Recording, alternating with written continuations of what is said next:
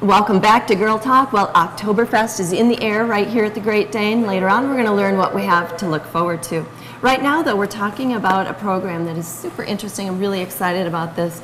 We know that when first responders show up to a critical situation, they have thousands, if not millions of dollars worth of equipment. But we'll learn that a book can be priceless. And here to tell us about that is Eric Salzwedel about Reach a Child. Thanks for coming in today, Eric. Yeah, thanks for having me. So tell us about this program called Reach a Child. Yeah, Reach a Child's been around for 10 years, and it was started with a very simple concept, and that concept was to get children's books to first responders to give to kids in traumatic situations.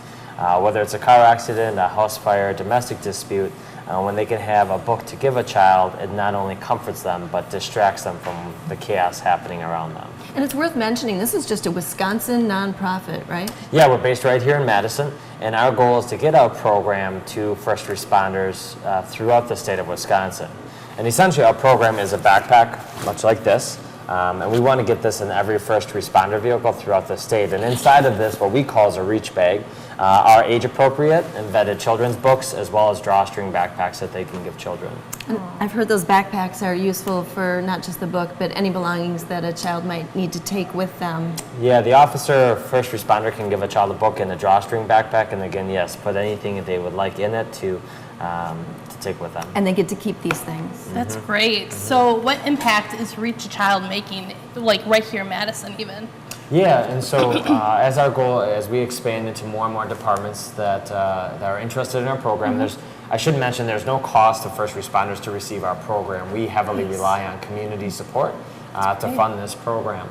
But of course, the major thing is children are comforted and distracted. We know it helps to eliminate a little bit of the PTSD in children because they're focusing on the book and they're sitting there with a first responder and it turns that bad situation into somewhat of a more positive one. But two, also, first responders have come back to us stating how much that they feel a little bit better about their jobs because we know they're never called out on a good call. Right. Some of them don't have kids and don't know how to work with kids, and when they can have something like this to have that positive impact on children they come across in these situations, it affects them all, and it's a very positive impact. I actually read that very thing, Eric, when I was reading about stories about this and the impact. I expected it to be stories about the kids, and it was actually a lot of the first responders saying, this helped me break the ice with the children. Yeah, and I should quickly mention too is more and more actual police departments nowadays are actually utilizing our program as a community initiative to break down barriers between first responders and children just by offering children a book of ours, even if they are not in a traumatic situation, just to give them a book. And so they'll say, hey, next time you see me, come back to me, I'll get you another book. Oh, that's so amazing. And I know for me personally, I had a house fire growing up, and it was just a very scary experience. And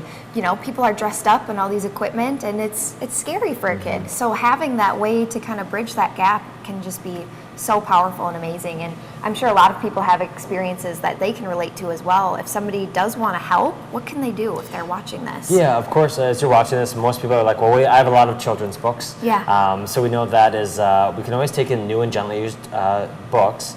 We do heavily rely on community support in terms of monetary donations to help fund our program to more and more departments. If there are some individuals that's like, hey, I would like to actually fund our particular local first responders, we can work with them to help support or sponsor that. And of course, we have a few major events that we put on each year that help to raise these necessary funds so we can get our program immediately to first responders who reach out to us. It's like, we want to get this program.